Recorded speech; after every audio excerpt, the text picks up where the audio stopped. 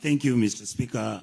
I would like, first of all, to say I appreciate the effort that the CS has made in trying to clarify the three items. One being that it is true, as we've been saying, that there has been an issue with SHA when it comes to matters teachers.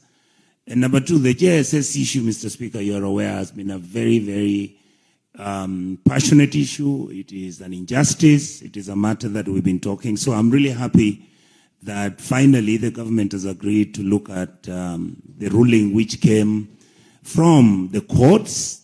I wish the government had sorted out this issue without us going to courts. And I've heard the CS say that the intervention he intends to bring forth includes the possibility of having a supplementary budget, or indeed, as right now we are sitting on the BPS and we are discussing, and I see some of my colleagues in the finance committee, that let us make sure that money is actually allocated, because we know the ruling has been made and we are aware that the teachers are suffering, and you know you can only receive a product depending on what the input is. If the input is lackluster, if the teachers feel that they're being violated, will not receive the best. So I want to thank the CS for insisting on this, and please let us make sure that this matter of the JSS teachers is sorted as soon as possible. And finally, Mr. Speaker, on the same tangent, I would like to actually plead with you.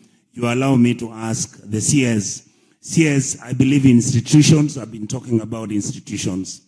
Can we please have your ministry conduct an audit, an HR audit, on the total number of teachers that are employed in the Republic of Kenya, both in private and public schools and institutions, including the current teachers under JSS, so that then, Mr. Speaker, as the House, we are able to now talk when we know what the exact data is. Thank you, Mr. Speaker. Honorable Senators, you know, a supplementary question is not a debate.